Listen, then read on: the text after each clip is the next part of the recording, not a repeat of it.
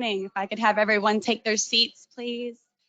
Thank you so much for joining us this morning for this CSA community update. We so appreciate you being here in attendance, not just those in person, but also those attending via webinar. So currently we have 36 folks joining us via webinar, wherever they may be located. They might be in Sea Pines down the street. They might be somewhere else all over the country or even internationally. So thank you to the webinar folks for joining as well.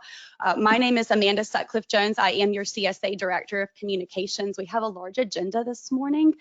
So what I'd like to do before we get started is just go over some housekeeping reminders. You see the illuminated exit signs. Please be aware of those in case we have to exit for some reason. If we do, please do so in an orderly fashion. We will be taking questions at the end of the meeting, and we will not only do that for the people in the audience, but also from the webinar. So once we get to that portion of the meeting, if you are going to ask a question in the audience, please remember to have a microphone and to introduce yourself. The microphones are very important because this meeting is also being recorded. So if you'd like to go back and watch the video afterwards, we do ask that you use the microphone not only to be heard really well in the meeting room, but also so the people on the video afterwards and the people on the webinar can hear you really well. So essentially no microphone, no audio to the video for what we're recording. So at this point, what I'd like to do is introduce Michael Tucker. Michael, would you come to the podium for just a moment? Michael was the chairperson of the search party for our CSA president. So I'd really like him to have a moment to speak with you guys. After we get done with Michael's remarks, we'll move into our agenda. So thank you so much, and I'll welcome Michael. Michael. Thank you, Amanda. Good morning. At a community coffee about 6 years ago, I chaired the CSA search committee and had the privilege of introducing our new president and chief operating officer at that time, Mr. Brett Martin. Today, as chairman of another CSA search committee, I want to thank board chairman Larry Movshin for allowing me the privilege of now introducing Mr. Sam Bennett to that same position. While the title remains the same, the responsibilities and the state of our community are quite different, just as there are differences between Brett Martin and Sam Bennett. Our search committee contacted over 300 individuals from North Carolina, South Carolina, Georgia, and Florida. We interviewed either by phone or face-to-face over 100 candidates. Eventually, it came down to 3, and then 1. That one was Sam Bennett. The search committee wanted to find an individual with strong leadership experience, an individual who knew how to run a community, and an individual who wanted to be in charge of his own destiny. In Sam's words, he wanted to be at the tip of the spear. The search committee wanted someone who could bring diverse opinions and interests together so that all the decisions were made for the good of the community and not for any specific special interest group. I, like many of you, have hired a lot of people in our careers. Rarely do we find a candidate that meets all the criteria that we would like to have. But we measured Sam in critical areas such as his thinking ability, his behavioral traits, decisiveness, judgment, assertiveness, technical and leadership competencies. He possesses what we wanted. He's a community leader with a strong track record for bringing groups and individuals together for the betterment of all. Sam Bennett fits the needs of the Sea Pines community. He holds a BA degree from Winthrop University and a Master of Public Administration degree from the University of South Carolina in Columbia, where he majored in public finance. He has 16 years in municipal management, 6 as assistant city manager and 10 as city manager or city administrator. While serving in these municipal capabilities or capacities, Sam also served as president of the South Carolina City and County Manager Association, as well as 7 years as a board member and president of the South Carolina Municipal Insurance Trust. He left municipal management in 2011 to become manager of economic development for Santee Cooper, South Carolina's primary utility. In this capacity, Sam and his team generated over 20 new industrial projects measuring over $1.5 billion in South Carolina industrial investment, adding over 8,000 new jobs to South Carolina residents. He was Santee Cooper's lead negotiator on the South Carolina team that was competing for the $1.1 billion Volvo Cars OEM recruitment effort.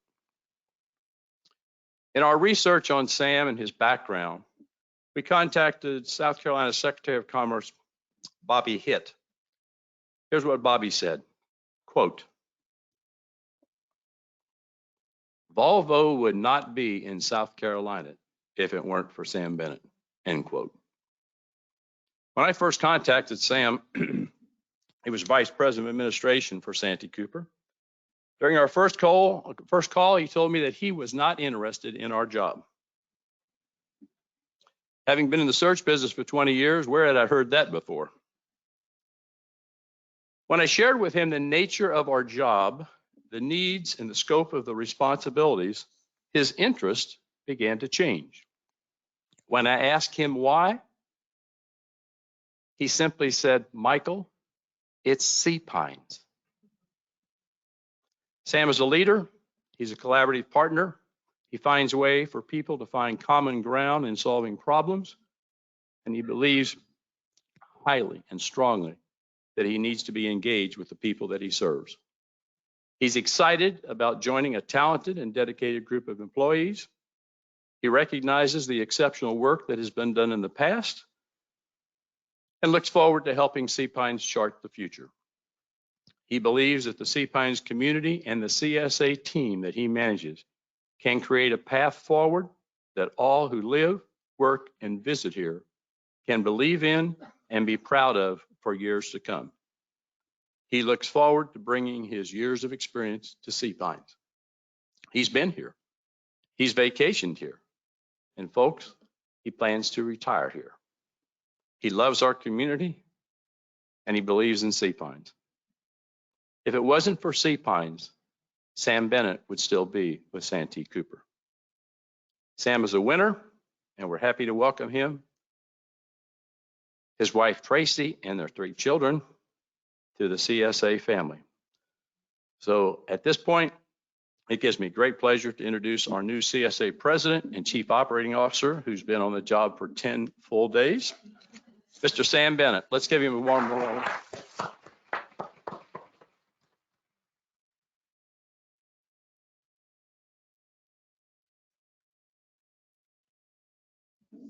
Michael left his notes, and I'm going to make sure my wife gets copies of these because they were, no, I doubt that, Michael. Oh, thank you, Michael, for that introduction. It's amazing to be sitting here or standing here with all of y'all. It's been an interesting, 8 months, August, September, when you first reached out to me. And Michael's right. I didn't have an interest at that time, not because I was very happy in the role I had at Santee Cooper. It's a very challenging role. It's a great role. The company's going through a lot right now, but in the role I was in, it wasn't part of what it's going through. My role and responsibility was getting things done. But after talking to Michael a little more and the executive, the search committee themselves, and understanding what the needs and the challenges and the opportunities and the future of Sea Pines looks like, and then understanding who the staff that represented the community, what the work they had done, and then really understanding where this community wanted to go, knowing that there's a diversity of opinions on how to get there. I guess I'm a glutton for punishment. But it became very clear that this would be an amazing opportunity and an amazing job with an amazing responsibility. And that's how I view it, y'all. My wife would be here normally with me. Let me say that out of the gate. So we're a team, okay? When you'll meet her. She's the better half of the team, quite honestly. She has helped me throughout my career. I wouldn't be where I am without her. We have 3 beautiful children. They're 22, 20, and our youngest is 18. He will graduate from high school in May, and upon his graduation, she will be moving down here with me full time. We didn't think it was appropriate to leave an 18-year-old alone in Charleston by himself. So we made the decision not to do that. But he's very excited about coming down as well. He's a musician, and we've been coming to Hilton Head for a long time, coming to Sea Pines. He's been participating in the musical community down here. There's a very strong musical community, a jazz community that he's been part of, and he's excited about being part of what happens down here as well. So, and then he goes to college in August, and there'll just be the two of us down here in Sea Pines together, and we're really excited about that, y'all. So, I am the new guy. It's been 10 days. It's been an amazing 10 days. I've been kind of going back and forth for the last 10 days. I've got a brother who's at MUSC who is fighting a battle with cancer right now. So the staff here has been fantastic, and the board has been fantastic in allowing me to transition. I will happy to tell everybody, I think that we have put a contract on a home here in Sea Pines. So we will be Sea Pines residents. So y'all know that if I make a recommendation that you agree with, great, it affects me too. If I make one you don't agree with, great, it affects me too. I felt like that was appropriate though. In my days from being a city manager and local government administrator, I do believe that it's important for the person who's making the recommendations to have those recommendations affect them. So it was really critical to me during my conversations with the search committee to make sure that there was an understanding that if we were going to walk down this path together, that we wanted to be part of the community, not just from 8 to 5, but the whole community. And that looks like it's going to work out. So we're excited about that. Again, 10 days in, the new guy asked for a little bit of grace as we get our feet under us, but we're going to get our feet under us, and we're going to walk, and then we're going to run, and we're going to get those things done that need to be done to build on the vision and the foundation that Mr. Frazier laid for this community, and to build upon all the ideas and the thoughts that this community has in taking Sea Pines in the future. Because, 25 years from now, or 30 years from now, or 50 years from now, probably not too many of us in the room will be here. But if we've done our job and we've done what we should do for Sea Pines is going to be here, and it's going to be better than it was when we started. And that's really where we need to take things. The first gentleman I ever worked for, he said, Sam, the best thing you can do when you leave a job is you make sure that you've left it better than you found it. And y'all, in a lot of places, that's easy. All right. A lot of places, the bar is really, really low. So it doesn't take much to raise that bar. This is a high bar here. And that's exciting to me. It should be exciting for all of us, because to leave it better than we found it, it takes work to raise that bar. And I look forward to that. I really look forward to working with the team, again, the CSA staff, new board of directors, new faces on the board. Interestingly enough for me, the executive committee that hired me, 5 of those folks, only one of them survived. That's the wrong word. 4 new faces on the executive committee for me, but pretty clear that there's some good folks on the new executive committee. Looking forward to working with those folks and doing what we can do. It will be a fun run. Michael said he looks forward to retiring here. I want everybody to understand that's not any time in the near future, okay? That's way down the road. There's a lot to do, and I look forward to doing it. Normally we jump into the agenda right now, and Amanda, you're going to find this about me. Sometimes I go off script. I apologize. We are going to do question and answer at the end of this meeting about the staff presentations that are going to happen. But for continuity of the conversation, I am happy to answer any questions that anybody may have for me, understanding it's been 10 days. And but any family question, anything you want to ask, the floor is open, and if I can't answer it, I'll tell you.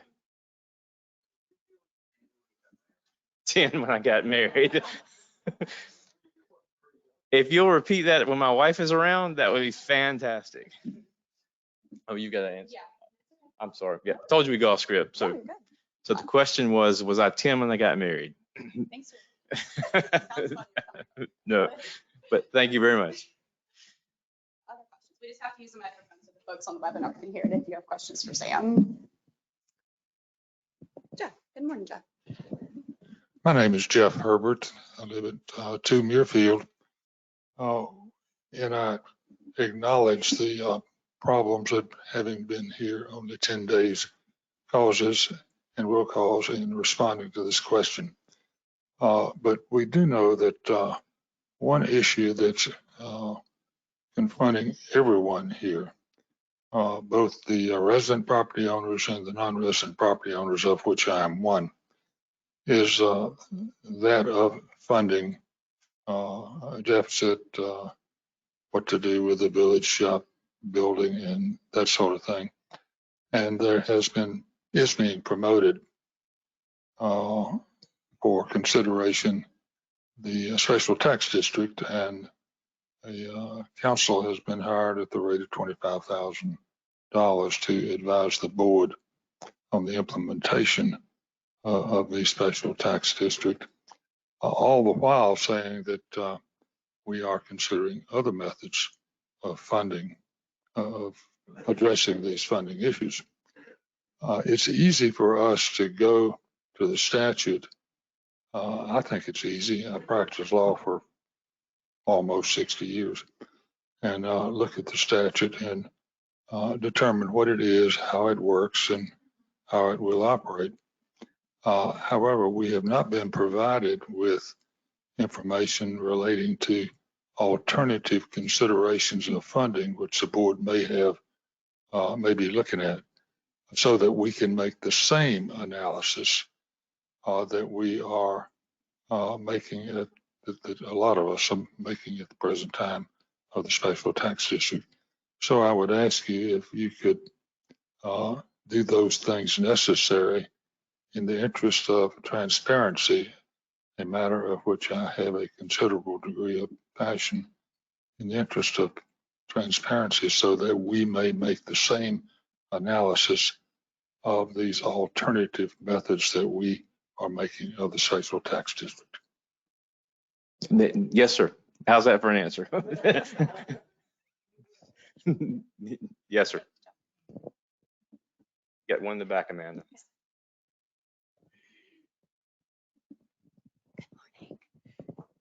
Bob Quinn, a part-time resident, Twin Oaks. Since special tax district has come up.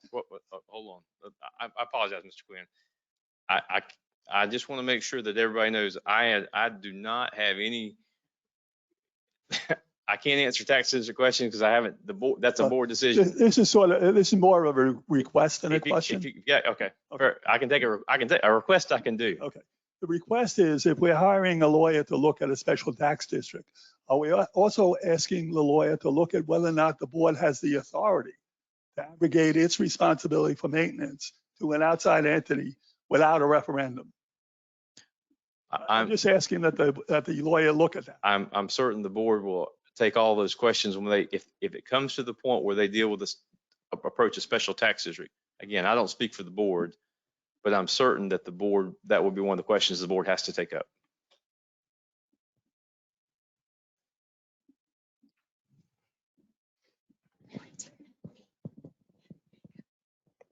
Thank you. Welcome, Sam. Thank you. What I would like, my name is Terry Weiss. I'm on Ridgewood Lane. I'm a part-time resident. What I'd like to know from you, and I think you can answer this one, is what is your vision? What is your vision for Sea Pines? That's a great question. She asked, what is my vision for Sea Pines? Ms. Weiss, I'm gonna answer that with a little bit of an explanation. So I'm married to an artist. All right. My wife is an artist. She's a fantastic artist, at least in my eyes, she is. And so I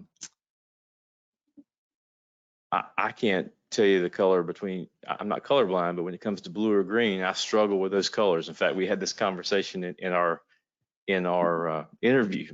And so what I have found, though, in terms of the way that we live our lives and we move together, is that she and I work together and we create a vision for our family on how to move ahead and what we think is best. And so what my vision for Sea Pines is to bring take the foundation again that Charles Frazier has laid, and to build upon that foundation, but not from my perspective, but from our community's perspective, to gather the direction the community wants to take Sea Pines, and how do we move it forward? So I think we rely on the past, but we have to look to the future, and we look to the future collectively as a team, not the employees, but the team, the community, because that's what we are. We're a community, and it's going to take the community to create that vision. So for me, from the practical perspective, my responsibility is to try and drive that, to bring this community, to move us all together to create that vision. So my vision would be to help foster the vision of the community to where we go. I hope I'm not trying to avoid your question, but that's, if you ask my, well,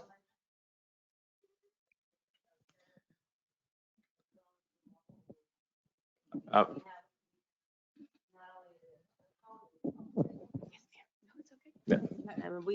repeat it. I'm sorry. What I was saying is that it doesn't really answer my question at all, because we exist here with several distinct components of the community, and we also exist within an incredible environment of nature. right. And so I'd like to know your vision in terms of the disparate elements of our community. Presumably you're going to give me that answer if we're all a team, but I would like more specifics if you could possibly give me. You can. I understand it's 10 days. Yeah, I think but we also have a beautiful environment that we've all been watching, have worked on it. So like your concept of Sea Pines more specifically than we're all a team, because I think we all know that. well, yes, ma'am, you do. And I hope that didn't come across the way I think you took it, and I apologize if it did. It's nothing negative. I'm just wanting to know. Again, for me to come in 10 days and tell you what I think the vision of Sea Pines is, I think would be very short-sighted on my part. I think the best thing I can do is take the vision of Charles Frazier and understand that vision and work with the community to determine what the community wants us to do to move forward. That's the best answer I can give you right now, Ms. Wise.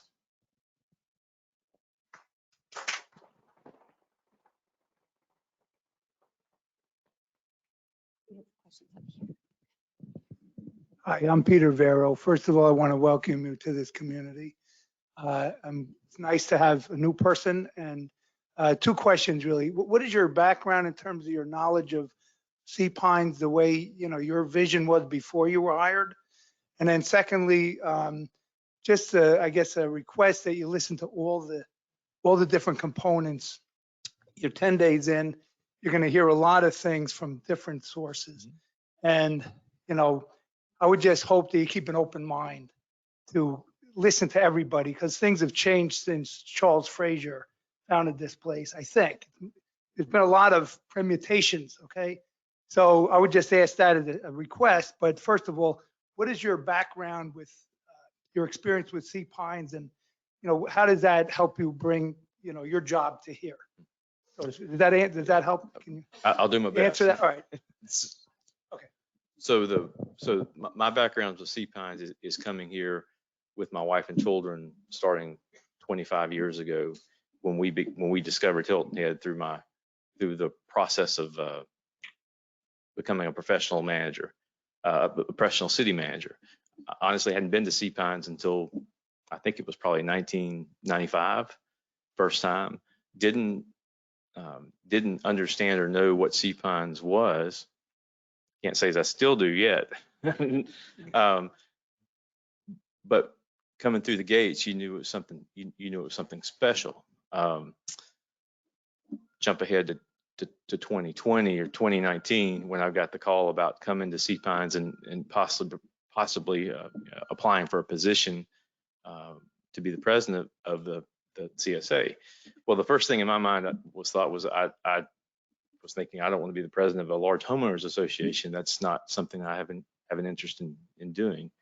But quickly became to understand that Sea Pines is not a collection of residential properties. I live in a community that's a collection of residential properties now in the Charleston area. Sea Pines is a collection of residential property, commercial property, the resort, but as Ms. Wise said, the beautiful natural environment, all of those things blended together.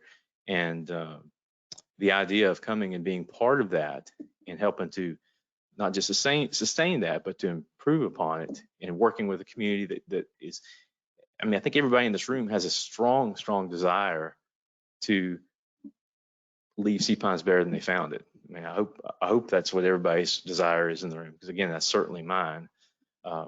So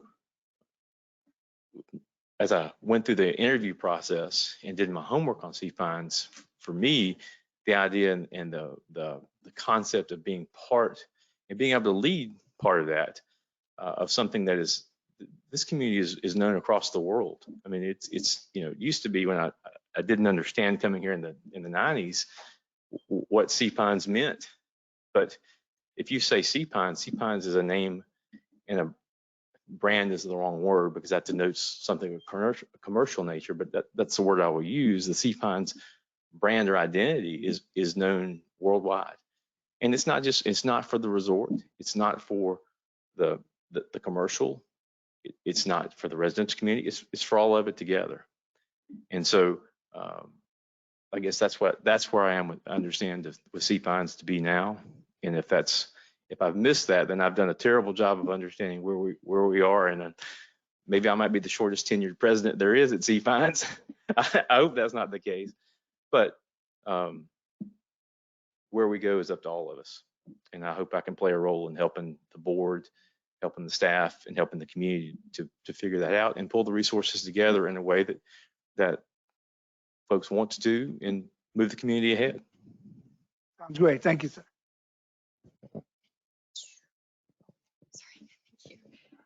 Hi there, and thanks for coming here. This is Sheila Strand, and I'm a full-time resident in Club Course. And I wanted to know from you, how can we help you? What can we do as residents here to be positive and move us forward and do the repairs and the things that are necessary to keep Sea Pines at the world-class level? The best answer I can give you right now, again, it goes back to the 10-day thing for me, the new guy, is a little patience and a little grace. All right, let me get my mind and wrapped around it. Let me begin to engage my staff. I've been very fortunate over the last 10 days. We've got to jump into a lot of the board meetings and the board committee meetings and understand what that looks like and how we're all going to work together, and give me the opportunity to come out and engage the community. I mean, this, for me, y'all, this really is the first community engagement that I've had. And I look forward to having many more of them. And I don't mean here, I mean, happy to come to your house. You can tell by looking at me, I like to eat. So, you know, if you want to do some dinner or have a drink or go to the Property Owners Association meetings, whatever it is, engage the community and understand on an individual level and a group level with different groups. So just a little patience and grace as I work into that would be the most helpful thing right now.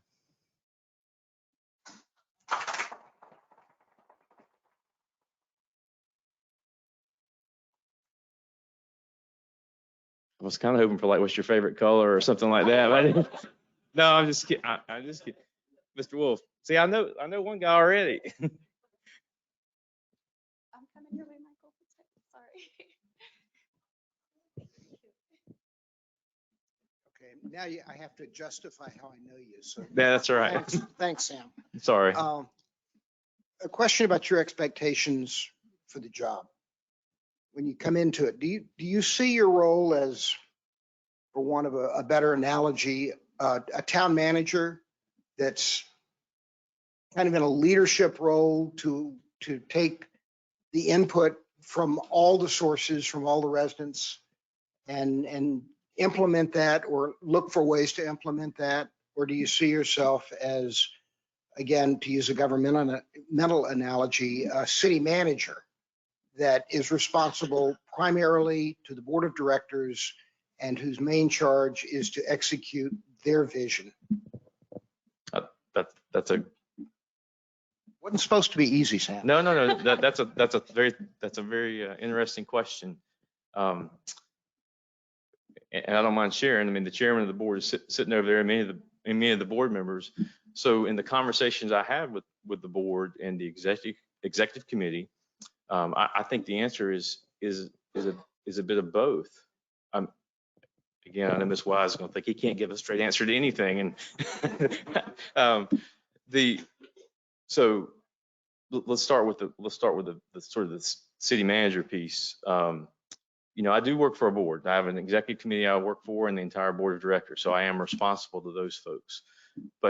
But in the conversations that I've had with them and the things and the approach that they have given me, and this is with this current board, and y'all, this could change with the next board, but they have also indicated that the reason they've asked me to come on board is to do what we're doing now, is have conversation and also work from not top down, but from bottom up, and to engage the community and bring things to them that are brought from the community. So really, it's going to be a bit of both. It will, again, going back, it will be me to begin to get my footing as it relates to how it's best to interact with the community, how to not begin because they've done a great job teaching me, but how to engage the staff to make sure that I am programmed into what we're doing as an organization, and honestly, sometimes how to manage the board and how to let the board manage me. That's kind of a back and forth. So I'm going to do my best to work through all of that. Yes, sir.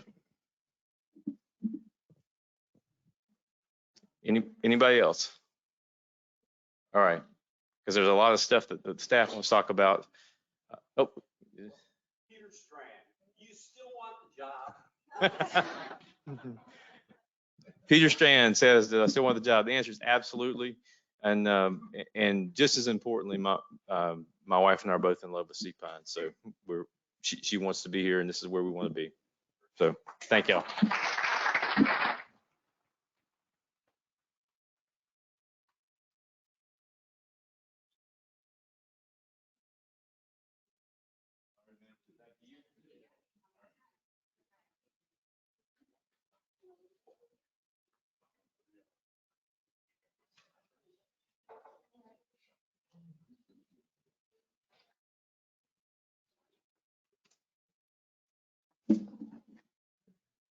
Back to me, yay.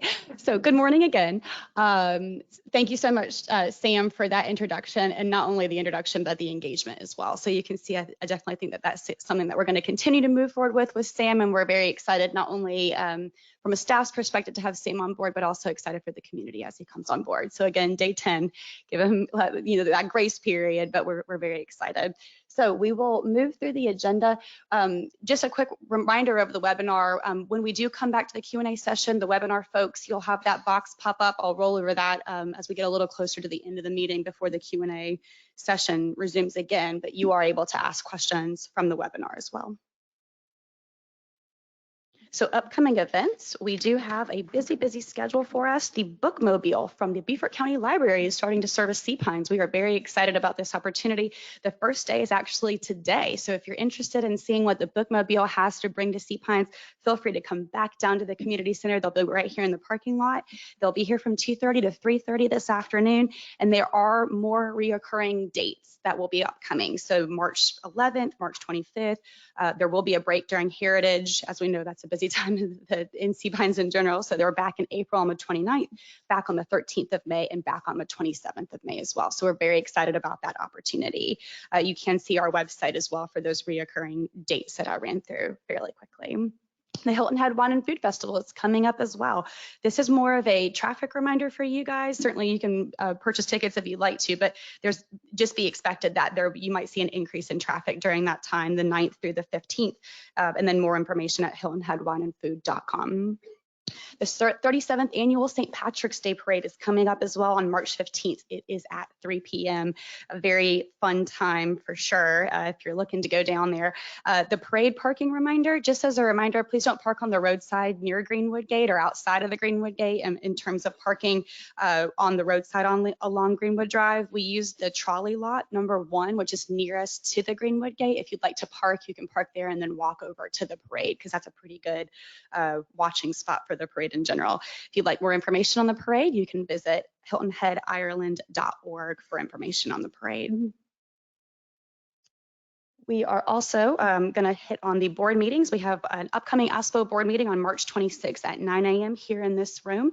And then we have a CSA board meeting on March 31st at 3 p.m. So those are open to the public for those meetings.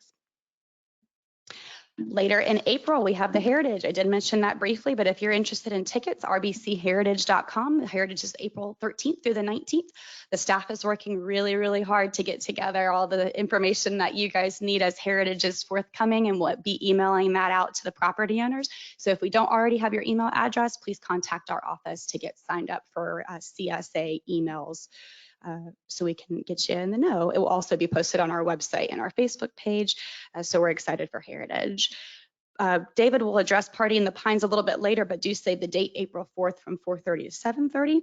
We are having a community shredding event. I know we get lots of phone calls in our office about shredding, so that event has been set April 30th, 9 o'clock to 11 o'clock. It will be here at the parking lot. And we ask that you can have staples on your items, but if you have anything that's in a 3-ring notebook or a type of larger notebook, you do have to take the items and the paper out of the notebook before putting it into the shred truck. The shred truck does shred on site and is first come, first serve. We ask for residential quantities only. So if you own a business by chance and have large quantities of commercial paper shredding, that we can't accept those large amounts, just residential amounts for the shredding. Another save the date, the CSA and ASPO annual meeting date has been set for May 4th. It's from 3 to 5 over at the Sea Pines Country Club, which is over in the club course area. Seat reservations, and which are required for the meeting, and the webinar information will be sent out a little bit closer to the meeting as staff continues to prepare for that event. And our annual meeting proxies for both CSA and ASPO will be mailed out in the March timeframe, more closer to the end of March. But we ask that you do return your proxies, so we have to meet quorum for that meeting. So we do ask that you return them by the deadline that will be noted on the letter. The date of record for the proxy mailing, which is important for staff as we pull the list for our mailing, because we have people moving in and moving out every day. The date of record for the proxy mailing for both boards has been set as March 9th, 2020. So what that means is you do have to be a member if you're interested in ASPO, which is a voluntary separate organization from CSA. You have to be a member by March 9th to be included in the proxy mailing for the annual meeting for ASPO. By CSA's set, you have to be a owner by March 9th to be able to receive a proxy for the annual meeting for that organization. I mentioned this a little bit earlier, but if you'd like to update your contact information with CSA for CSA communication purposes, you can contact us by phone, by email, or you can come into our office. We're happy to assist you in any way we can. And those are those contact points there. Some helpful resources. So I typically just really briefly go over each of these during each of our community meetings, just so you are aware that these resources are available. We have our community guidebook, we have our wildlife guidebook, and we have our covenants and land use documents resource page on our website. So those are very helpful resources. If you're a new owner or if you're a current owner that maybe has not used those resources in the past, we encourage you to check those out. Those are all the active links that go straight to our website, and these also are reoccurring and appear in our mass email communication. So hopefully that's a helpful resource for you. This is not directly information from CSA, but I did want to pass it to you guys because I think it's really important. There is a new fire station being built. So that fire station that's right close here to the building, right by the gas station, is about to be torn down and rebuilt. So that's a big project that the town of Hilton Head Island is undertaking. Residents can expect work, according to the town, to begin the first week of March, which is coming up here pretty soon. And really the goal of that is to rebuild the fire station. It will have the new facility will have 8,500 square feet, have sleeping facilities for 6 firefighters, a weight room, 3 bays for the fire trucks and apparatuses, and the ambulance as well. So the big question I know I'm going to get once that building starts to get torn down is, where, do you guys still have service? Do we as Sea Pines still have service? I'm sure I'll get that call next week as the demo starts to happen. The town has confirmed that while the new building is under construction, the fire department personnel will operate out of a temporary location which is actually near here. It's right behind the fitness center. So it's really close to their original location, and they will continue to provide service to Sea Pines. And the fire truck and ambulance will also respond, but you'll see them if you ever happen to be behind this facility, which is the Shops at Sea Pines Center. During that construction period, the fire truck and ambulance will actually be housed right back here. So you can't, the response times, which is something that we always worry about if that's going to be a construction project, should be the same. So we're excited that we've been able to work with them to get that taken care of. For updates on the project, HiltonHead-Island-SC.gov. Again, this is a town's project, so CSA will push updates that we receive from the town to you guys so you can be aware of what's going on with that project. But the town's done a great job to outline the project plan, the project timeline. If I remember correctly, I think it will be right at a year. Yes, a 1-year completion time for that project. So we're excited to get a new fire station in Sea Pines. You didn't see Toby McSwain on the agenda. I'm not quite as funny as Toby, so I apologize for that. But I am going to cover some really important safety reminders. Toby is actually at a heritage meeting this morning, briefing a number of different first responders and things as we prepare for Heritage, so he could not be here for this meeting. So we're going to jump right into safety reminders. Just a general wildlife safety reminder, we've put this in our mass email communications on our website and our Facebook page, but we have coyotes in Sea Pines. I think we're all pretty familiar that we have alligators because they're pretty wild, easy to see, but we also have coyotes here. So what we would like to remind from a safety perspective is please don't let your pets run free. If you're on your private property, you're able to do that in terms of them being on your physical private property and being unleashed, but certainly when they're not on your private property, please do leash them. There is leash laws in place when in the community. So from a safety perspective, just make sure you're following those. If you feel any type of wildlife is a threat, whether it be a coyote, an alligator, anything, please call our security office. That's 843-671-7170. That's our 24-hour-a-day, 7-day-a-week dispatch line. And that's what we're here for you guys, well beyond just animal concerns, but certainly something that we need to be notified of if you have an issue. There is a link there as well to learn more not only about coyotes and alligators, but other wildlife that are in our area. And that's direct to the DNR website. So that's Department of Natural Resources for South Carolina.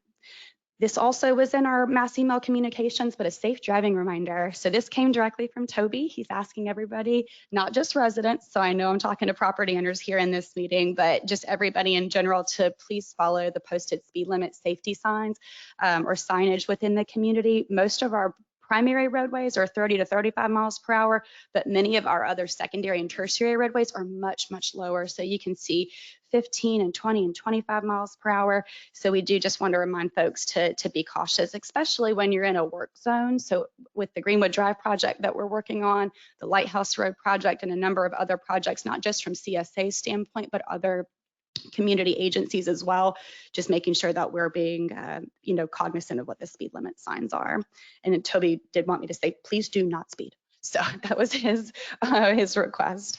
So certainly if you have any questions about any of those things, you can contact our security department. But Toby also did want me to remind you of 2 other things. See something, say something. That's a big campaign that we've been pushing in terms of security. So if you see something out of the normal, out of the ordinary, please report it to security. We can't help you if we don't know about it. So that's a really important thing for us. Contacting us directly at the dispatch line would be the most preferable way.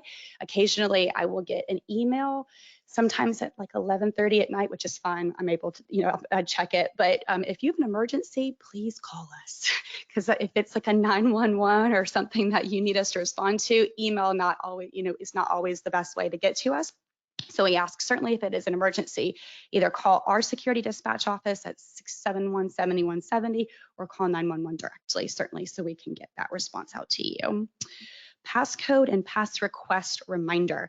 So calling in guest passes for commercial vendors is not permitted, is something Toby wanted me to remind you guys of as well. And then we also ask that you protect your property owner passcode that is unique to your property and should not be given to unauthorized users. Sometimes we'll have examples where a son will get the passcode and then give it to all of his friends, and then there's 500 passes called in. So we monitor it very closely. We do ask that you just protect it because it is a unique number to your property.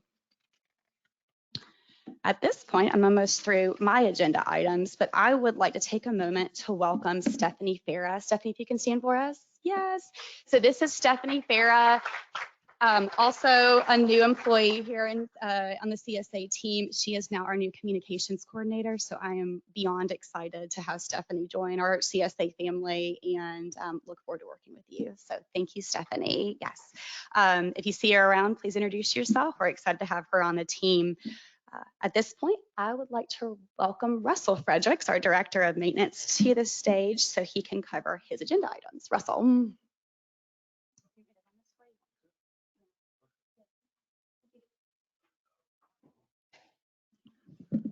Good morning. Good to see everyone and everyone that's on the webinar today. It's been a while since we had our last meeting, but I just wanted to take a few moments and certainly welcome Sam and his family to the community. Sam, no, it's going to take you a bit, but we're going to work hand in hand with you to get you up to speed, and be assured that we're with you every step of the way. So again, bringing Sam in is a great asset, and we look forward to the future ahead. Want to make a couple other comments. Just want to assure everyone that Amanda is not the new Director of Security, that Sam did not make any rash decisions today. Toby is in a secure location and will be just fine. And so I think he's actually in with the security and FBI and those folks for the tournament. So I just want to say that. The other thing is, as you all know, I've been here more than 10 days and happy to take some other questions today. So just want to brief everyone on a few projects as we know that we've been working on. And number one, I just want to thank everyone for their patience and understanding while we're trying to complete this very important work.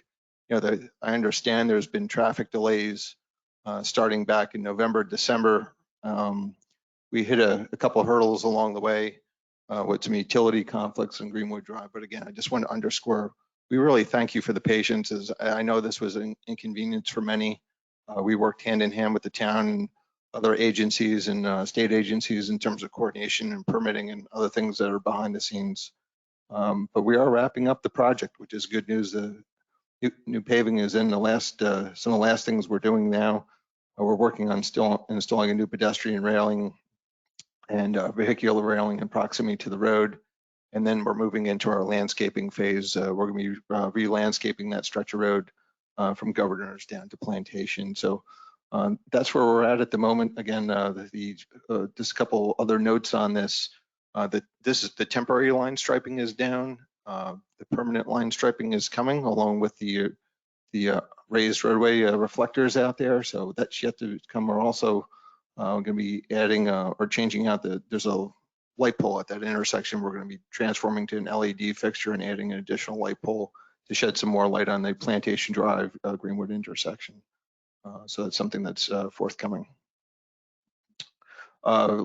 Lighthouse Road, this project is unfortunately a little bit behind where I'd like it to be. We've had a bunch of weather delays and a boatload of utility conflicts. And just wanted to share a couple pictures here. We're actually completed all our stormwater work, and we're working on our curb repairs now. We've got rained out again today. I'm anticipating paving beginning tomorrow, going through the beginning of next week, Monday and Tuesday, and then from there we'll be moving into some landscaping repairs and so forth. But again, the drainage infrastructure, all that necessary and important work. We came across a lot of rotted and corroded piping especially down in Harbortown. So again, appreciate everyone's patience with this important project. I just want to take a moment to note a couple other things that we're working on. You can see here on the left a former leisure trail kiosk that was just on the grass. We worked hand in hand with our MEMP committee to come up with this solution here that you see, the brick pavers and the bench. We still have some landscaping to install there, so a much more inviting space for bikers and pedestrians to pull off to look at the map. As we know, most of our tourists and renters are still finding their way around Sea Pines. So we look forward to doing more of this in the future, the other 9 kiosks that are around the property. Just want to underscore a few stormwater projects we're currently working on in coordinating with the town of Hilton Head. Lawton Canal Pump Station. There's pumps that are being serviced for repairs. The town is currently looking at replacing the existing pump station or shed that's on the property, and as well as some electrical upgrades and so forth. And that's an important component of Sea Pines. As many of us know, with storms and hurricanes, that pump station is critical to pumping water off the property and out to the Calabogie Sound. So again, that facility is located on Lawton Canal right next to the CSA building. South Beach dredging, there's some dredging that we're going to be executing in proximity to the drainage pipes down there. It's not a full lagoon dredge, but the piping is clogged up in many locations. That work was already due to start, but the weather's holding us up. So we're hoping to get back in there with the town next week. Other projects, the Canvas Back Road, Sand Hill Crane, Lighthouse Lane, Scout Road, Battery, Mizzenmast, and we just had a new one the other day. These are all drainage failures. This is the list. This is the emergency list that we're working on currently. This season alone, we've had more collapsed pipes than the season before. Our goal was to get in there and do a lot more cleaning this season, but we haven't been able to get to a lot of that due to these repeated failures that we're having around the property, particularly down in Harbortown, the Slate House Lane and Mizzenmast. We probably have about another half dozen pipe failures down there as we speak that we're trying to work towards resolution on. So again, all important things as we move forward in the planning of funding these projects. Just here's a couple of examples of South Beach, and you can see here all this vegetation blocking the pipes and the outlets that would allow our rainwater to exit out to the sound. So, in all things that we need to be working on out there. And just one note to make that we are working on the permitting process for this with state agencies and federal agencies to allow CSA to go in and perform lagoon dredging and bank stabilization. That process is probably going to take us anywhere 8 months to a year to complete. But right now, this is we're working on what I would describe as more point repairs with the town to execute some of this work. Plantation Drive tree mitigation. I think we received a lot of comments of the recent tree removal. I just want to underscore this is not something that I went and did just because I felt like it. These are trees that were a lot, public safety hazard. We worked hand in hand with the town and multiple arborists to come to these conclusions. As you can see here in this photo, there's about 42 trees in total, most, all of which were hollow. There were some live oaks that we were able to preserve through cabling, and those trees that we'll continue to monitor. But again, this is an important work for the future of Sea Pines. We all know about the kicking the can down the road story. We looked at the amount of trees that we have, about 130 some odd thousand trees on CSA open space. Probably about 20,000 of those trees are on roads. These are the challenges that we're going to face down the road. And to the question that was asked earlier about vision, I mean, we need to be planning on where we have to remove these old trees and plant new. So that's our goal, to make sure that we maintain Sea Pines and the look and aesthetic of Sea Pines for the future. So this is an important process and one that we're going to really need to understand the total costs of moving forward. Engineering for North Sea Pines Drive. As we know, this is the original entrance into Sea Pines, the original Ocean Gate. Greenwood Drive did not exist back in the day. This road has received a lot of heavy commercial traffic and still does to this day. As many of you know, the leisure trail is in close proximity to the roadway, and there's many residential homes in proximity to the road as well. So we're going to be starting the process and looking at the engineering. We've already surveyed the road. Again, this goes from the Ocean Gate all the way to the intersection of Lighthouse and North Sea Pines. And then from there, we hope to embark on construction in the very near future. This roadway is in real rough shape. We're spending a lot of time and effort on patching the road in many areas. There's been many failures over the last 2 years or so that I've been here. So again, I just want to make you aware of that. Greenwood Drive Leisure Trail, another project that's in our budget for 2020. And some of this work we were actually able to complete during the construction of Greenwood Drive Phase 2, which is here from Governor's Road over to Hearthwood. We just resurfaced that area. We have some more touch-up work to do, but we're continuing to evaluate the rest of Greenwood Drive from on past the stables, where the leisure trail is in very poor condition, all the way to Sea Pines Drive, and then also tackling this stretch from Governor's Road back to the Sea Pines Forest Preserve. So again, we're continuing to evaluate the costs and looking to plan this project for the fall. Just a couple other projects to note. We're planning on resurfacing Ruddy Turnstone in March. We were planning on to resurface Sandhill Crane as well. Sandhill Crane has multiple drainage pipe failures at this point. We're not able to resurface the road until sometime down the road, and no pun intended, but it has significant drainage failures, and we're unable to execute that right now. Boardwalk 47, which is by Canvas Back Road, will be resurfaced that in March. And the open space mulching, as everyone knows, that's a favorite springtime activity before the Heritage, along with the pine straw applications. Now, the infamous geraniums are no more. We have what we call 2.5 flower rotations.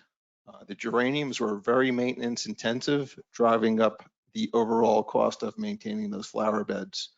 We'll be executing the next flower change out after the Heritage at this point. So again, that was something that we looked at very closely, but yeah, the geraniums are in our rear view mirror at this point. With that, I'm going to turn this over to David Henderson with one note. I was supposed to give David Henderson's presentation today, but David ran back here to avoid that scenario, right, Dave? So without further ado, David Henderson, thank you so much.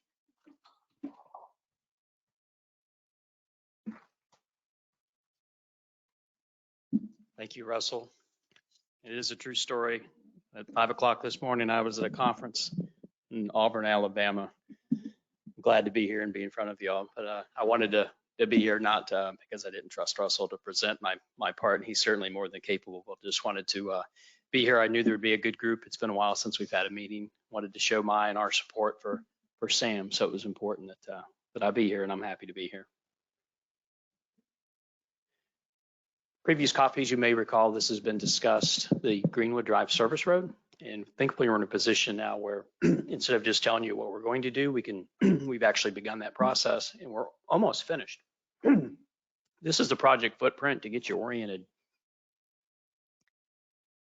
This is Greenwood Drive. This is Lawton Stables over here. Heritage Farm on this side of the road.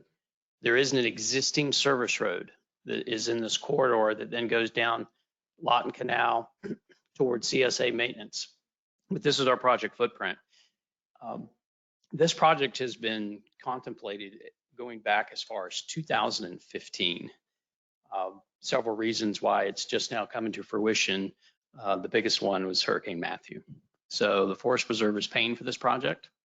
We do rely very, very heavily on the generosity of others for funding. And so we had to shift and reprioritize as we were recovering from the effects of Hurricane Matthew. But we do appreciate your support. And if you received our annual solicitation, we typically send that out in October. If you were in a position where you're able to support us, we really do appreciate it. And these are the things that we do with the money.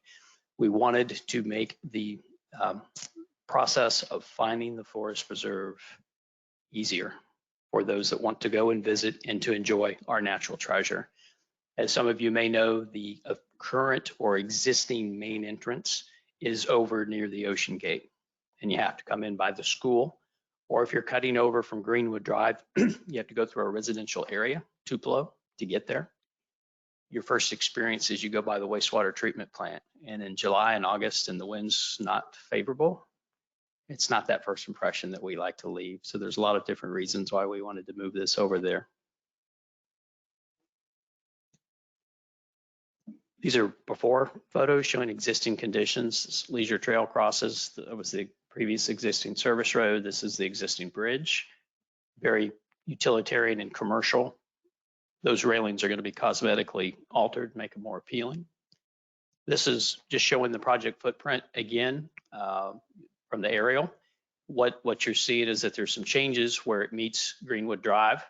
Then a series of gravel pull-offs, and then this entrance here where cars turn in is being reconfigured, because where the current entrance is coming in from Prep, cars would be coming in and taking a right into the Forest Preserve.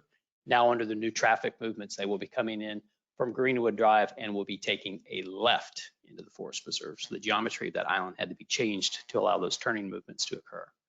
This is just a little bit more of a close-up. And what I'll just quickly point out to you is that there was a new change or slight change of footprint, in which this is the new service road here, new change, new footprint. It then ties back into the existing service road. Where the service road used to be here is being demolished. And safety is a concern for everyone, and it certainly drives a lot of what we do. And one of the things we wanted to do with this project was we wanted to add a new leisure trail. So that as people are wanting to go into the Forest Preserve, in the past, everybody used the same road. Walkers, bicycles, vehicles, horses, right? 15,000 trail rides a year go through the Forest Preserve. They have to cross Greenwood Drive. And while this phase doesn't address the horse issue, we do have plans to try to address that. But what we're trying to do is we're trying to separate conveyances.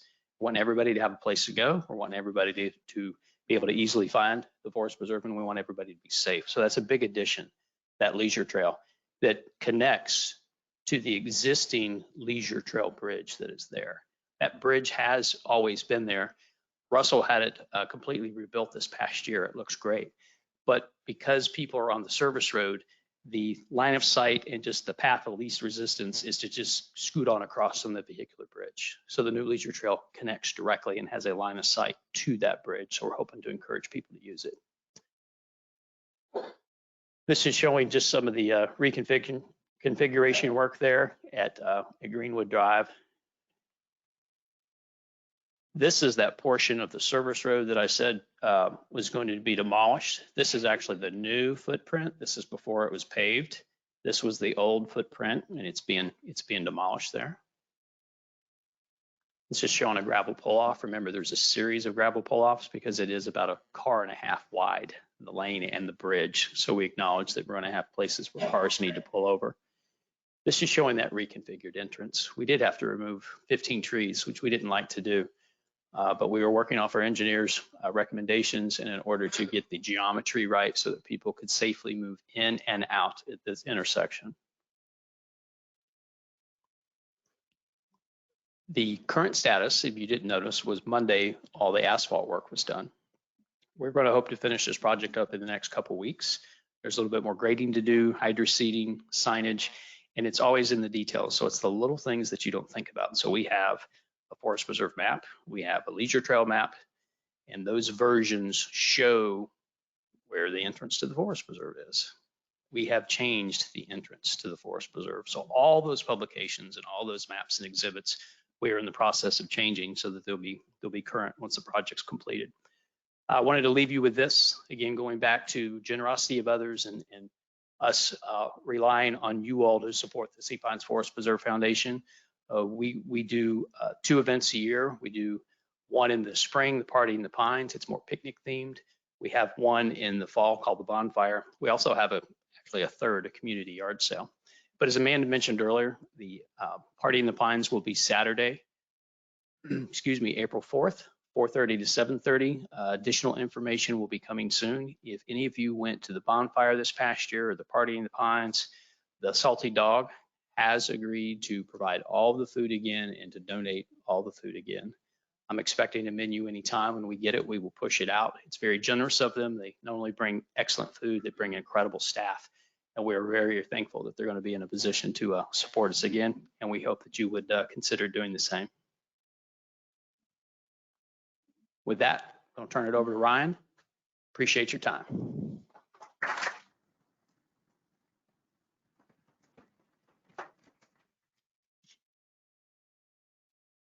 Hello, everybody. My name is Ryan Cash. I am the new land use monitor.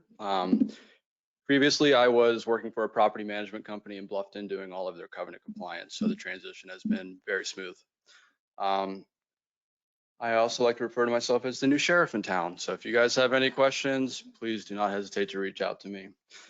Just to go over the purpose of the land use monitor, is to provide review and insight to the ASFO and CSA boards regarding problem properties within Sea Pines. The land use monitor and the land use monitor committee facilitates implementation of board management.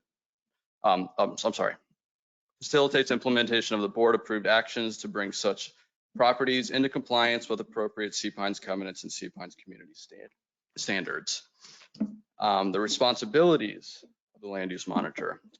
I like to create protocols for recommendations to the boards to sustain informed, persistent, and coordinated efforts towards eliminating covenant violations for properties and long-term disrepair in Sea Pines, and to vigorously follow through on the protocols in a fair, helpful, and effective manner. Two, I provide oversight regarding all matters relative to land use quality standards. And third is to represent the interest of Sea Pines property owners relative to the approved covenant enforcement. My goals for Land Use Monitor and the Land Use Management Committee for Sea Pines is to bring problem properties into compliance with the appropriate Sea Pines covenants and Sea Pines community standards, and ensure Sea Pines and its properties look the best it can while boosting your home values. Just a quick little oversight of the most common violations that we deal with. Landscaping violations, mostly just pruning, trimming, mowing. Those are the most common that I deal with.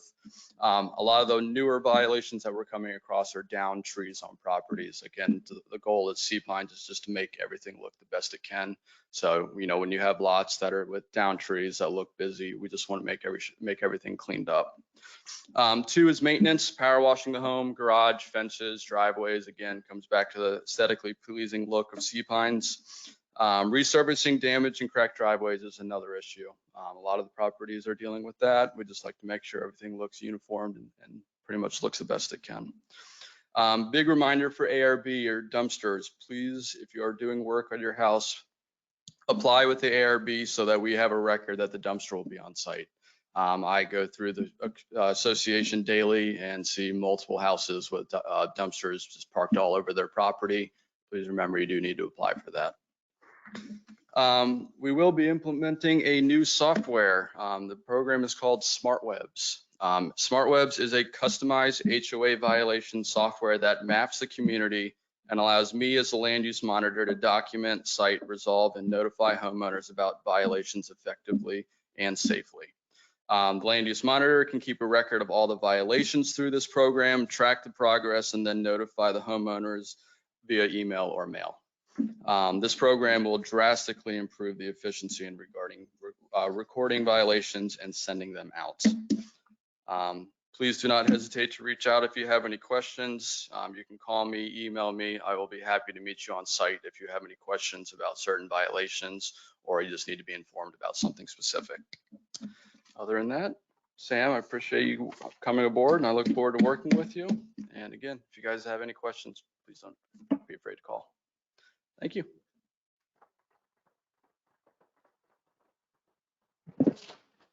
Thank you, Ryan, and to the other presenters as well. At this point, we'll take a short 5-minute meeting break. Feel free to use the restroom as we prepare for our question and answer session. When we do reach the question and answer session, I will turn the capacity on or the functionality on for the folks on the webinar. So we'll take that short 5-minute meeting break and then re-adjourn.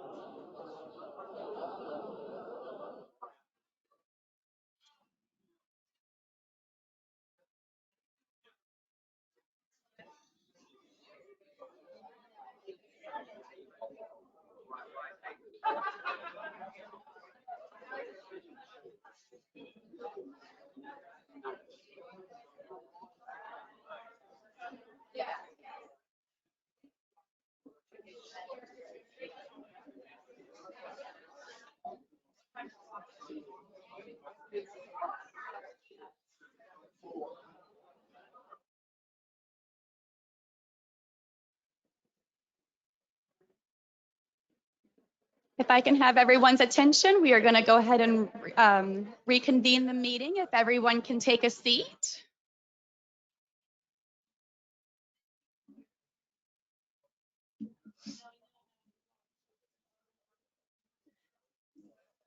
Thank you so much.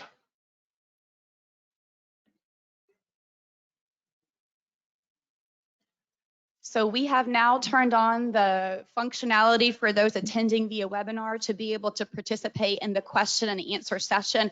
The slide that you see on your screen right now is for those attending via webinar. This is how you go about asking one of those questions in your system, whether you're on your phone, your laptop, a desktop. There's to the right-hand side, you should see the question option. You simply type the question in, and then it will pop up on our computer screen, and staff will work to get your question asked. When you are typing in a question for the webinar, we ask that you do make sure that you are asking a question. If possible, staff does have to read your question out loud. So do just try to make sure that the statement you are making is in the form of a question, which would be very helpful for us. And then a separate reminder to those who are attending in person, once you do get the microphone, please introduce yourself. We'll do the same for folks that are coming in via webinar, announcing that their first and last name. So we ask that those are who are in audience do the same. And at this point, we're going to make sure that the mouse is in the center of the computer for me so we can progress the slides.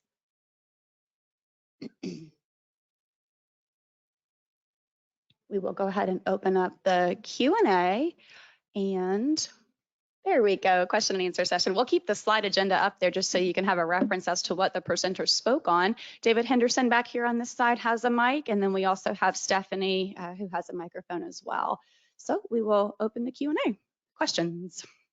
Sir, David, if you'd like to give him that microphone. Good morning, how are you? Good morning, morning. Bill Seepy. I live at Stony Creek Villas. Nice to see you, Bill. This is in addressing trails. I'm a bike ambassador here in Sea Pines, and I also work back home at a bike advocacy group for multi-purpose trails. Yes. The other day on Plantation Drive, right around 48 to 50 Plantation Road, I observed the new trail that's been paved in there was underwater, and I saw a elderly lady trying to walk with her wheeled walker through there with her homemade, and she was like, what do I do? I mean, it literally was underwater, probably 1/2 to 3/4 of an inch. Is there going to be any plan to address that? That's my first question. And secondly, and this is again for Russell. Yes. I know you talked about landscaping. When I rode the trail the other day, the fact that, you know, we see much more vehicle traffic that we didn't have before. I'm hoping that the landscaping along that section is going to be filled in, and it's going to provide a buffer between the paved trail and Greenwood Drive. To answer your first question, the answer is our contractor is returning to make necessary repairs and adjust some grades in a couple areas where we have some water standing on the leisure trail. We are aware of that. You know, the weather hasn't been very cooperative lately in terms of scheduling those repairs, but we anticipate doing that in combination with some road, the Ruddy Turnstone road project that's coming up. Your second question, what the area that you're referring to is along Greenwood Drive in proximity from Governor's Road to Plantation. Is that correct? Yes, there is a landscaping component that will be coming along with that. We're currently installing the vehicular guardrails, but there's a landscaping component through that stretch of road and along the between the leisure trail and the roadway to facilitate what you're speaking about. Yes, sir. Thank you for your question. busy and going outside. Good morning, sir. How are you? I'm good, thanks. If you can Dick- introduce yourself. that would Okay, be I'm great. Dick Thank you. Clark. I live on Heritage Road. Yes, I sir. actually didn't have this question until we were just talking during the break about the flower change out. Yes.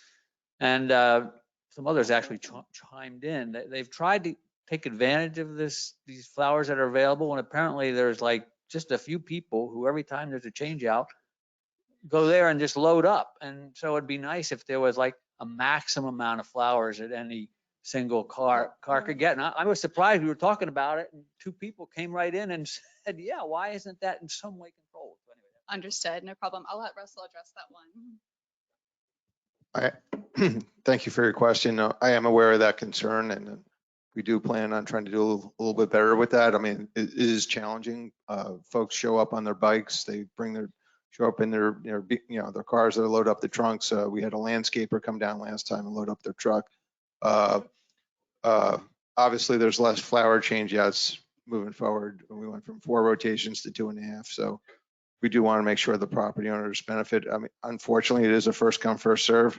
And the flowers don't all come out at the same time. It's over the course typically of about a week or so, but we'll do our best to referee that effort moving forward. So thank you for your question. Other questions?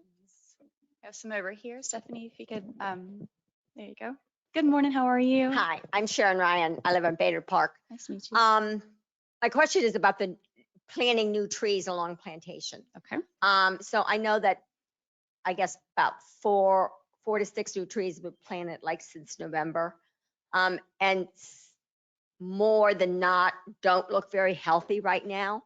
And they finally put bags on them for nutrients. My question is about, do we have a guarantee on those trees and for any future trees that'll be planted? And then can we do something so that they stay healthy and they don't look bad before we try to resurrect them? That certainly is a question for Russell as well. Good morning, and thank you for your question. Those trees were planted through the ARB fund. Those trees, sometimes when you do transplant a tree, they go into shock. They are healthy. We have checked. There is a guarantee on those trees from the installer to ARB.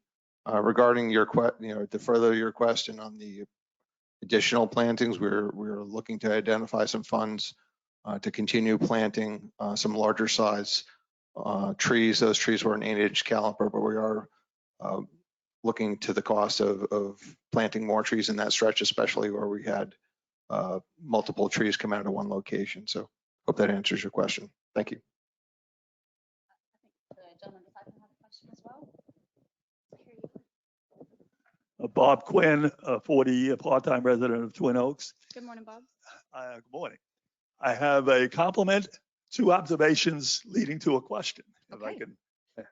First of all, I like to compliment the work that's done on the roads. There's been a great improvement at either end of Plantation. You know, what they did up here at Greenwood and what they're doing with the leisure trail down at, I'm sorry, I don't know. Sorry. Anyway, down at the Lighthouse. Yes, sir. So that's Thank the you. compliment. Thank you. And another compliment, the reflectors that are being put in. Tremendous improvement in travel at night. And I assume and presume that we're doing it everywhere. Yeah, so Greenwood Drive, we expect those reflectors after the permanent line striping, is that correct? Yes, and then along Lighthouse Road as well. Okay. Now my 2 observations. Yes, sir. I've been here 40 years. Yes, sir. And I'm not familiar with either the extent of road work being done at any one time or period of time, short period of time, number 1. Number 2, any work at all being done by the town or the county in Sea Pines in my 40 years here. So those are the 2 observations. Where's the money coming from for what we're doing? How much more can we get the town to do regarding drainage? And how does that all affect the critical needs? That's a good question. Which were the subject of the referendum. Understood. Let's Sam address that one, and maybe Russell and Sam. Well, I'll tag team maybe the second half, let Russell come back to the first. You know, all the roads in Sea Pines are private.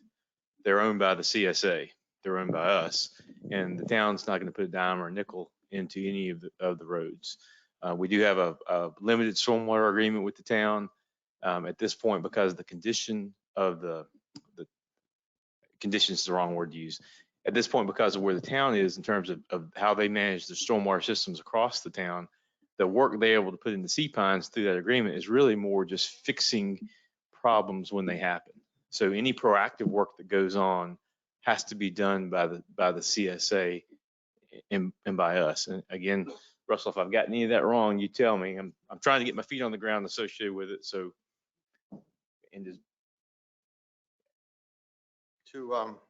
To dovetail on to what Sam said, our roads are private with the exception of there's private regimes within the community as well that are responsible for their roads where CSA is not. Multiple, Lake Forest, Carolina Place, and so forth. We're not responsible for paving those roads, just to be clear. There's multiple examples of that. Regarding the town, the drainage work that the town does, if they're digging up a drainage pipe, they will put back and repair the asphalt in proximity to that excavation, but that's the limitations of the town's work regarding road repairs. So, yes, sir, go ahead.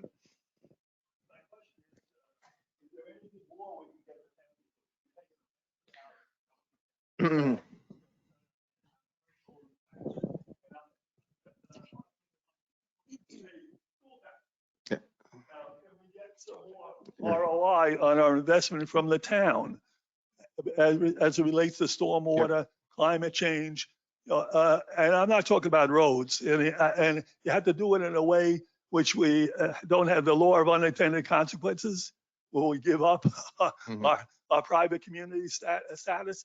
But to me, stormwater, climate change, those type of issues are potentially appropriate for the town to be involved in.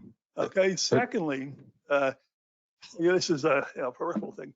And one discussion I had with somebody, if we have to do any dredging, it may be possible to barter or to sell the sand to cover the cost of that dredging, or either to the commercial excavator that does the dredging, or in my mind, possibly to the town to use for dunes to reduce the damage from a hurricane in the future.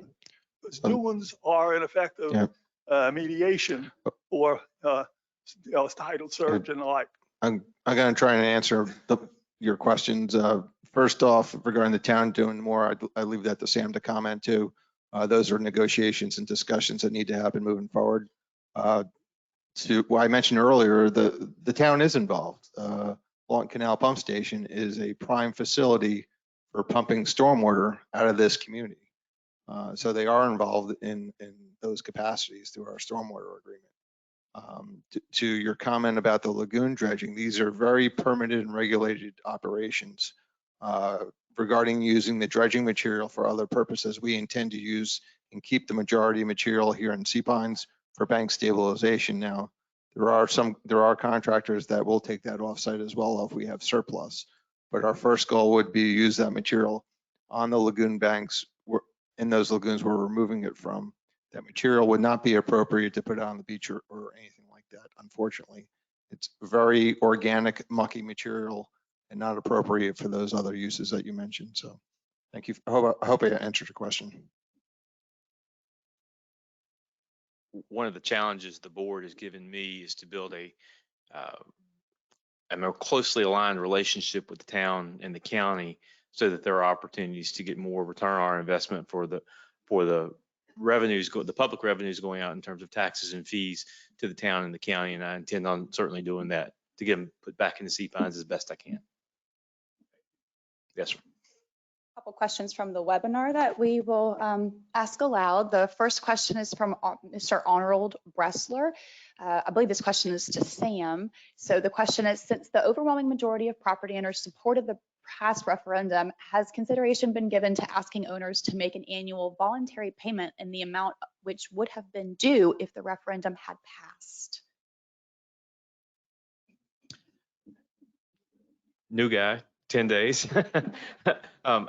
That's a great question. I think that falls in the category of something the board of directors would need to take up. And I'm certainly happy to pass that question on to the chairman, and we'll get a response from the chairman down the road being not today, but in the near future. Understood. I think one more question for you. This is from Mr. Kerry D. Vallette. Kerry says, first, welcome to Sea Pines and congratulations on your new position of president of CSA. Will you also be assuming responsibility for the management of the Sea Pines Trolley LLC? Does that fall under my? I think it does. So the answer is yes. Actually, with the first day on the job when I got here, if any of you know Lou, that's over the trolleys, I asked Lou, I said, Lou, we're working together now. He said, yeah, I'm working for you. I said, you gonna let me drive a trolley? He said, nope. He did. He did. One more question. This one comes from Sharon Duncan. This question is, are there plans to be able to allow pass requests to be made via the intranet? Where's Toby? Yes, Toby is not Yeah, yes. Okay. The answer is yes. Staff tells me the answer is yes. So working on that.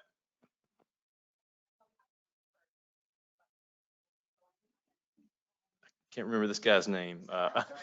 No, I'm just, he's. Mike Wolf, Deer Run Lane. Two questions, both about the STD.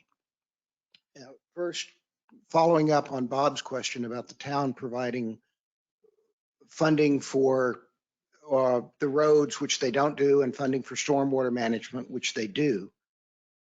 There was a post on one of the Facebook groups recently that stated, and I went back and looked at the law, and I think they're right, that if a STD, a special tax district, is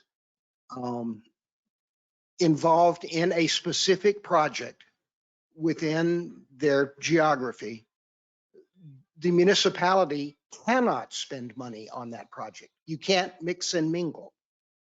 And if that is accurate, how do we want to use money from an STD to solve our stormwater management problem without throwing away? I think last year, the town acknowledged they owed us about $500,000.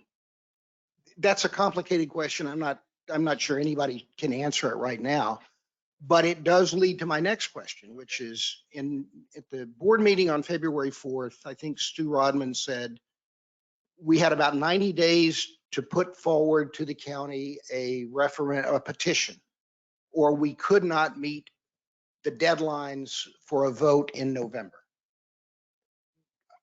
A special tax district is incredibly complicated, and there are an enormous number of questions, and it's now 70 days rather than 90 days. And we still don't know anything about what this beast would look like, how it would work. Some people think it's just a pass through. The money will go to the county and come back to CSA. That ain't going to happen. All you got to do is look at the law to know that that can't be the way it's going to work. And I'm just curious, is the board intent on pursuing this for a November election, which means they've got about 2 months to educate all of us on what they want to do? Or are they looking at other options, and at some point they're going to come back and give us what those other options are and how an STD would operate? Now, go ahead, Sam, answer them both. Again, Mr. Wolf, I think you and I'll have a lot of interactions. It's going to be a fun relation. It's fun friendship. The board to this point has not done anything with the STD. I think the board is doing their due diligence on the STD. What I will do, again, I don't speak for the board. The board speaks for themselves. I think I'm happy to punt that question in some sense to the board, and I think that you will hear from the board on that in the very near term. I will say this about the board and the folks on the board. They are very thorough. They're very committed to Sea Pines, and I believe they will make sure that they have done their due diligence in a way so something is not rushed, something is not done out of turn, something is not done that's going to shift a burden or create an additional problem. But so that's probably as far as I can go for you with that answer right now. Sorry about that.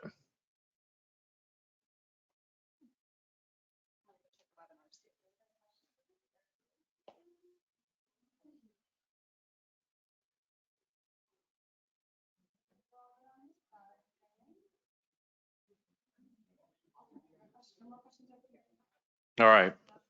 Last call. Thank y'all very much. Look forward to next time.